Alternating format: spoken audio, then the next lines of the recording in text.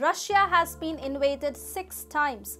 The Mongol invasion of KIEVAN, Rus, the Polish invasion of Russia, the Swedish invasion of the TSARDOM of Russia, Napoleon's invasion of the Russian Empire, the Eastern Front of World War I, the Eastern Front of World War II. Out of these, only the Mongols were partially successful. The Polish failed, the Swedish failed, the French under Napoleon Bonaparte were humiliated by Russia. Then during World War I, Russia's enemies failed again, and during World War II, Hitler's Nazi Germany failed. Russia is blessed geographically. NATO knows this, so it has been trying to work a way around a geography and wants to make Ukraine its ally. That way, NATO forces can land in Ukraine and challenge Russia directly without a long expedition through Poland and Belarus. That's what Russia fears. Hi and welcome to TFI Global, the foreign affairs and geopolitical analysis arm of TFI Media Group. I'm your host Tejasvi Malhotra, and in this video I will tell you why the World War III will start on the day Ukraine becomes a full-time member of NATO. If Ukraine joins NATO, World War III will break out, and this is not conjecture, it is something which will happen. Do you know what Vladimir Putin is doing right now?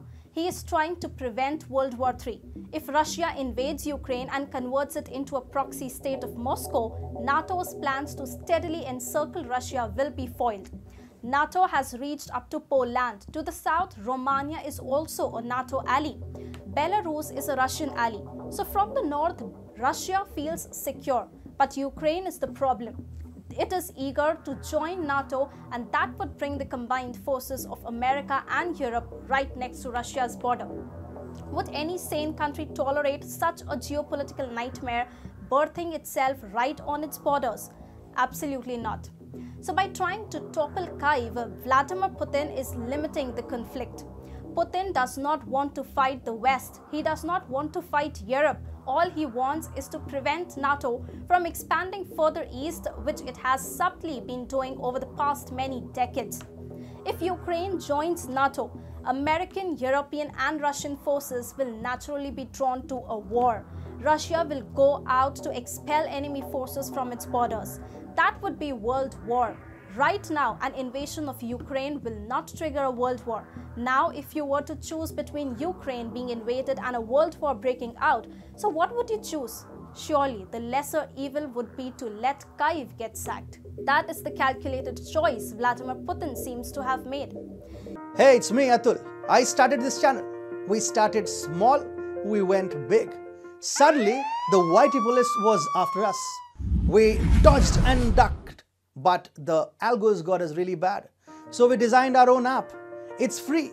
We never asked for money. We never will. But the droid called us too sensitive and blocked us. We still have an Apple app.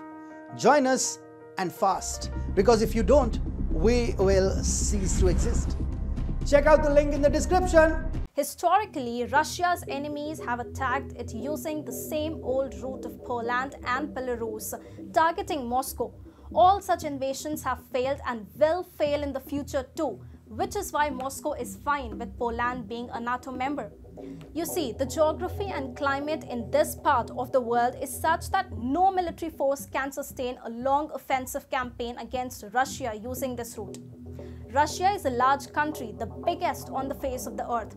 So sustaining a military campaign against Russia is extremely difficult and occupying it is impossible. However, by stationing forces right next to Russian borders, NATO has been playing a brilliant game against Moscow. It has been trying to undo the natural advantage of terrain, climate and geography that Russia enjoys.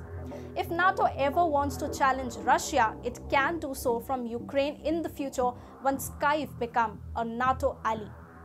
That would effectively bring the combined force of America and Europe to Russia's border, and an immediate offensive could be launched against Moscow at any time.